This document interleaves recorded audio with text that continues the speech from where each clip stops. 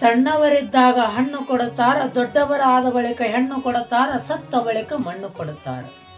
ಸಣ್ಣವರಿದ್ದಾಗ ಹಣ್ಣು ಕೊಡುತ್ತಾರ, ದೊಡ್ಡವರಾದ ಬಳಿಕ ಹೆಣ್ಣು ಕೊಡುತ್ತಾರ, ಸತ್ತ ಬಳಿಕ ಮಣ್ಣು ಕೊಡುತ್ತಾರ. ಹುಟ್ಟಿವೆಯಪ್ಪ ಅಂತಂದ್ರೆ ನಾವು ಮಣ್ಣು ಕೊಡೋದ್ರೊಳಗೆ ಏನೆಲ್ಲ ಸಾಧನೆ ಮಾಡಬೇಕು ಅಂತಂದು ನಾವು ಸಾಧನೆಯದ ದಾರಿಯ ನೋಡಿಕೊಂಡು ಹೋಗ್ತೇವೆ.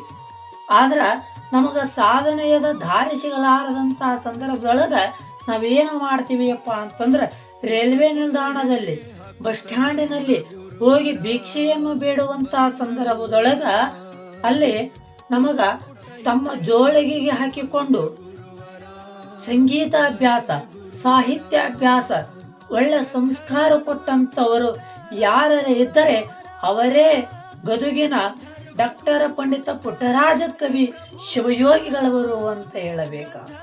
ಗುರು ಪುಟ್ಟರಾಜ ಪ್ರಭುವರ ಪುಟ್ಟ ಪುಟ್ಟ ಹೆಜ್ಜೆ ಹಾಕುತ್ತ ಬಂದ ಗುರುವ